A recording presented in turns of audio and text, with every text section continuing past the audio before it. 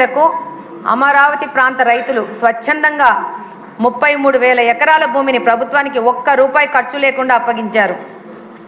ఆ భూమిలో అంగరంగ వైభవంగా అమరావతి రాజధాని దేశ ప్రధాని సమక్షంలో భూమి పూజ కూడా జరిగింది. కానీ దురదృష్టవశాత్తు ఏంటంటే తర్వాత వచ్చిన పాలకులు అమరావతిని విధ్వంసం చేసి రాజధాని లేని రాష్ట్రంగా ఆంధ్రప్రదేశ్ని మిగిలిచ్చారు. అధ్యక్ష, పెట్టుబడులు పెట్టిన పారిశ్రామికవేత్తలను మరియు సంబంధిత ప్రభుత్వ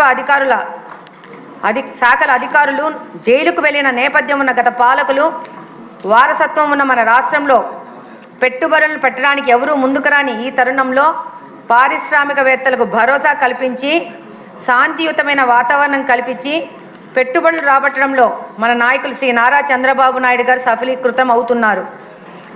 every crisis offers you an extra desired power అన్న మాటల చందాన మన నాయకులు శ్రీ నారా చంద్రబాబు నాయుడు గారు నిరంతరం నూతన శక్తితో పనిచేస్తూ మన రాష్ట్ర భవిష్యత్తును నిర్మించే పనిలో ఉన్నారు. అధ్యక్ష 2014-19 మధ్య కాలంలో 7 రకాల మిషన్స్ ద్వారా ఆంధ్రప్రదేశ్ను ప్రగతి పదంలో ముందుకు తీసుకెళ్లి అనేక రకాలైన విధానాలను అనుసరిస్తూ వచ్చిన ప్రతి అవకాశాన్ని ఈ 7 రంగాల్లో ముందుకు వెళ్ళి భారతదేశంలో మిగతా రాష్ట్రాల కంటే ముందుగానే అవకాశాలను అందిపుచ్చుకొని విధంగా సన్ రైజ్ స్టేట్ అనే నినాదంతో రాష్ట్రాన్ని అభివృద్ధి పదంపై పరుగులు పెట్టించినారు నాటి మరియు నేటి ముఖ్యమంత్రులైన శ్రీ నారా చంద్రబాబు నాయుడు గారు. కానీ గత 5 సంవత్సరాల్లో పాలకుల అనాలోచిత విధానాల కారణంగా పెట్టుబడులు మన రాష్ట్రం నుండి వెనక్కి వెళ్ళడం మనం చూసాం. ఇట్టి పరిస్థితుల్లోనూ nothing can be done without hope and confidence అన్న సూత్రాన్ని పూర్తిగా నమ్మిన వ్యక్తిగా శ్రీ నారా చంద్రబాబు నాయుడు గారు మన రాష్ట్రాన్ని ముందుకు నడిపించే ప్రయత్నం చేస్తున్నారు.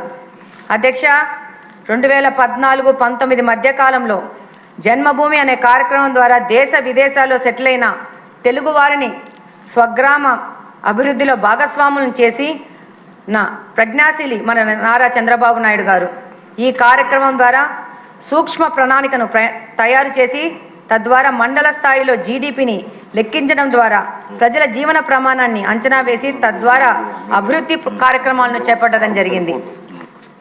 అధ్యక్ష, 2014-19 పాలన కాలంలో అభివృద్ధితో పాటు సంక్షేమానికి ప్రాధాన్యత ఇచ్చి 200 రూపాయలుగా ఉన్న సామాజిక పెన్షన్ను 2,000 రూపాయలకు పెంచిన ఘనత నారా చంద్రబాబు నాయుడు గారిది. దానిని ఇప్పుడు 4,000 రూపాయలకు పెంచి అలాగనే వికలాంగులకు 6,000 రూపాయలకు పెంచి సంక్షేమం పట్ల తనకున్న చిత్తశుద్ధిని చాటుకున్న మానవతావాది మన ముఖ్యమంత్రి చంద్రబాబు నాయుడు గారు. అధ్యక్ష, ముఖ్యంగా ప్రస్తుతం మన రాష్ట్రంలో ఉన్న మానవ వనరుల నైపుణ్యాలను లెక్కించేందుకు ఒక కొత్త వరవడి స్కిల్ సెన్సెస్ చేపడుతుండడం దేశానికే ఆదర్శం కానున్నది. అధ్యక్ష, 2014-19 మధ్యకాలంలో స్మార్ట్ విలేజ్ స్మార్ట్ వార్డ్ అనే కార్యక్రమం ద్వారా గ్రామాలు మరియు వార్డుల్లో 20 రకాల జీవన ప్రమాణాలను అభివృద్ధి పరిచే సంకల్పంతో పనిచేశాం. మన గౌరవ ముఖ్యమంత్రి నారా చంద్రబాబు నాయుడు గారు. అధ్యక్ష, పేదలకు 5 రూపాయలకే భోజనాన్ని అందించే అన్నా క్యాంటీన్లను గత ప్రభుత్వం రద్దు చేయడం అత్యంత అనాలోచిత చర్య. ప్రస్తుతం మన ప్రభుత్వం తిరిగి అన్నా క్యాంటీన్లని ఏర్పాటు చేస్తుండడం ఒక ఆనందదాయకమైన పరిణామం. అధ్యక్ష, ప్రతిభావంతులైన ఎస్సీ/ఎస్టీల పిల్లల విద్యాపరమైన అవసరాలను దృష్టిలో ఉంచుకొని అంబేద్కర్ విద్యానిధి పేరిట ఒక నిధిని ఏర్పాటు చేసి ఉండడం 2015-16వ సంవత్సరంలో వృత్తిపరమైన మార్గదర్శకత్వం ఇవ్వడం కోసం ఎన్టీఆర్ విద్యోన్నతి పథకం ద్వారా పాశ్చాత్య విశ్వవిద్యాలయాలలో పోస్ట్ గ్రాడ్యుయేషన్ లేదా దాని స్థాయి అయిన కోర్సులను అభ్యసించడానికి ఎస్సీ/ఎస్టీ విద్యార్థులకు అవకాశం కల్పించారు.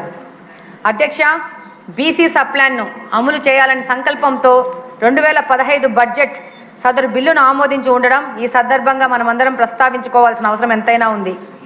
అధ్యక్ష, అలాగే మైనార్టీల సంక్షేమం కోసం వారిని దృష్టిలో పెట్టుకొని దుల్హన్ పథకం, రోషిని, షాదీఖానా నిర్మాణం, రంజాన్ తోఫా, హజ్ భవనాల నిర్మాణం వంటి ముస్లిం సోదరులకు ఉపయోగమైన అనేక అభివృద్ధి సంక్షేమ పథకాలను చేపట్టడం గుర్తు చేసుకోవాల్సిన అవసరం ఎంతగానో ఉంది. అధ్యక్ష, ఇకపోతే మహిళా సంక్షేమం గురించి, మహిళా సాధికారత గురించి తెలుగుదేశం పార్టీ కే పేటెంట్ హక్కు ఉంది. అందులో నాది కూడా ఒక ఉదాహరణ. 60 సంవత్సరాల నుంచి కడప నియోజకవర్గంలో ఏ పార్టీ కూడా ఒక మహిళకు అభ్యర్థిగా ప్రకటించి ఎన్నికలకు పంపించలేదు. నారా చంద్రబాబు నాయుడు గారు ఇది గుర్తించి నన్ను ప్రోత్సహించి ఈరోజు మీ ముందుకు వచ్చి ఇది మాట్లాడడానికి అవకాశం కల్పించినారు. ఈ ఘనత నారా చంద్రబాబు నాయుడు గారిదే. అధ్యక్ష, స్థానిక సంస్థల ఎన్నికల్లో రిజర్వేషన్లు మొదలుకొని నిన్నటి డ్వాక్రా పొదుపు సంఘాల ఏర్పాటు, దీపం గ్యాస్ కనెక్షన్లు, నేటి ఆర్టీసీ బస్సుల్లో ఉచిత ప్రయాణం, ఉచిత గ్యాస్ సిలిండర్లు వరకు అనేక మహిళా సాధికారత దిశగా అనేక సంస్కరణలు చేపట్టిన ఘనత తెలుగుదేశం పార్టీ అధ్యక్షులు నారా చంద్రబాబు నాయుడు గారిదని చెప్పడానికి గర్వపడుతున్నాను. ఈరోజు ఈ వాస్తవాలన్నీ గవర్నర్ గారు తన ప్రసంగంలో మరొక్కసారి తెలియజేస్తున్నందుకు ధన్యవాదాలు తెలియజేసుకుంటున్నాను. నాకు ఈ అవకాశం కల్పించిన ఈ సభలోని సభ్యులందరికీ, అధ్యక్షుల గారికి, మా నాయకులకు అందరికీ పేరు పేరున ధన్యవాదాలు తెలియజేసుకుంటాను. ధన్యవాదాలు అధ్యక్ష. తర్వాత ఆదినారాయణ రెడ్డి గారు.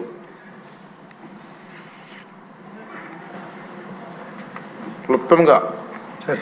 అధ్యక్ష